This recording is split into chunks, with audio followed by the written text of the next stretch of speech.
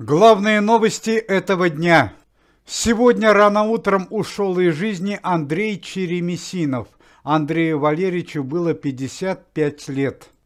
Широкому зрителю он знаком как участник программы «Что, где, когда». В знаменитом телеклубе он защищал интересы знатоков, а также решал спорные ситуации, которые случались во время игры.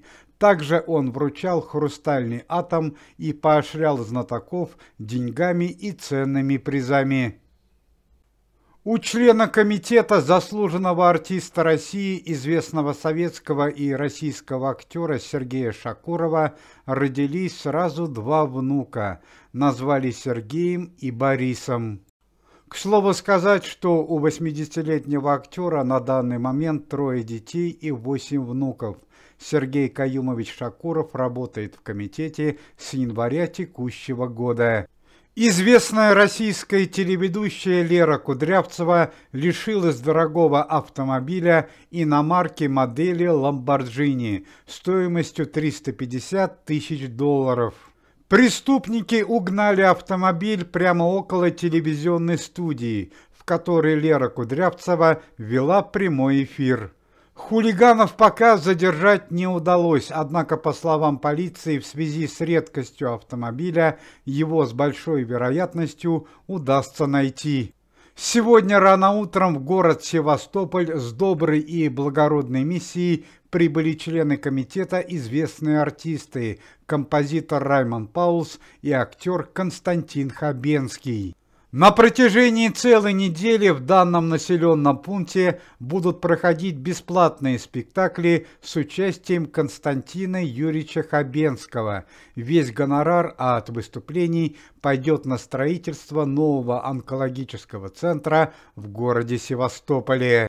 Другой член комитета, композитор Раймонд Паулс, примет участие при открытии новой музыкальной школы, а также будет находиться на открытии филиала антикоррупционного комитета. На этом деятельность Константина Хабенского и Раймонда Паулса не закончится. В течение целой недели известные артисты рассмотрят все жалобы от местных жителей, которые поступили в последнее время на работу администрации города. Накануне в результате опасной проверки в городе Москве ранение средней тяжести получил один из старейших членов антикоррупционного комитета, известный композитор и певец Юрий Антонов. Чрезвычайное событие произошло в торговом комплексе «Центральный». Сотрудники антикоррупционного комитета Юрий Антонов, Руслан Байсаров совместно с органами полиции принимали участие в задержании директора торгового центра, который обвинялся в получении крупных денежных взяток и ведении незаконного бизнеса. Юрий Михайлович Антонов в связи с почтенным возрастом лично не участвовал в задержании, однако по нелепой случайности одна из пуль попала в известного композитора. В результате задержания директор предприятия был арестован, работа торгового комплекса приостановлена, а Юрий Михайлович Антонов на данный момент находится в реанимации. К слову сказать, в ту больницу, куда госпитализировали Юрия Михайловича Антонова, уже находится и другой член комитета, легендарный композитор Александра Пахмутова, которая на данный момент находится в критическом состоянии. Буквально несколько минут назад поступили печальные новости из страны Кипр, где на данный момент находится основное место проживания Аллы Пугачевой и Максима Галкина.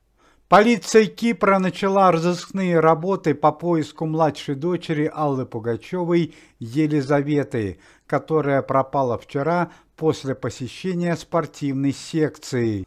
По данным СМИ, дочь Аллы Пугачевой Елизавета уже длительное время посещает секцию по направлению спортивная гимнастика. Вчера после окончания занятий в секции личный водитель дочери Аллы Пугачевой подъехал с небольшим опозданием и не застал на месте дочь Аллы Борисовны. На данный момент проводятся допросы всех преподавателей спортивной секции, а полиция Кипра делает все возможное, чтобы в кратчайшие сроки найти дочь Аллы Пугачевой.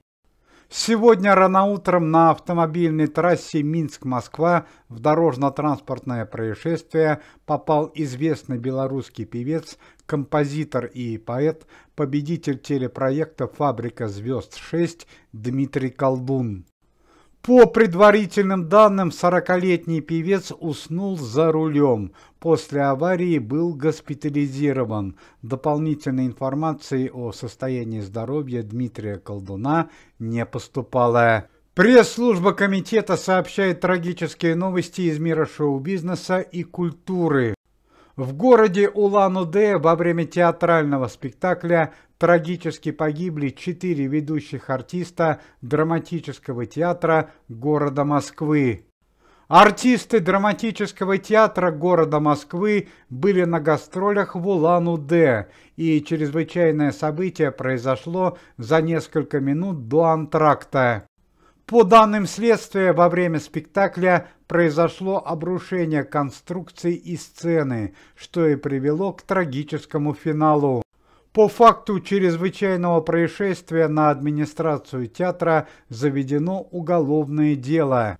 На данный момент выясняется вопрос, что в данном театральном здании уже более 30 лет не проходил ремонт, что в итоге и стало причиной печального события. К месту происшествия выехали сотрудники Следственного комитета. Известный советский и российский певец Филипп Киркоров стал участником очередного скандала. На этот раз Филипп Бедросович повел себя неадекватно во время интервью корреспонденту газеты «Известия». После вполне безобидного вопроса корреспондента на тему о внешности Филиппа Киркорова, которая в последнее время кардинально изменилась в результате пластических операций, Филипп Бедросович неожиданно вышел из себя, оттолкнул корреспондента, отобрал у него микрофон и бросил о землю. Это уже не первое неадекватное поведение Филиппа Киркорова во время общения с прессой. На данный момент решается вопрос о возбуждении административного дела. Чрезвычайное событие из мира российского шоу-бизнеса. Семья известной российской певицы Кристины Орбакайте, которая на данный момент находится на отдыхе в Бали, со вчерашнего вечера перестала выходить на связь. Певица Кристина Орбакайте и ее муж Михаил Земцов появлялись последний раз в социальных сетях сутки назад. Больше от них никаких сведений не поступало. Это является достаточно странным фактом, так как Кристина Орбакайте обновляет свою страничку почти каждый час. Уважаемые зрители, если вы желаете выздоровления членам комитета и поддерживаете их деятельность, то можете поставить лайк под видео и написать поддерживающий комментарий.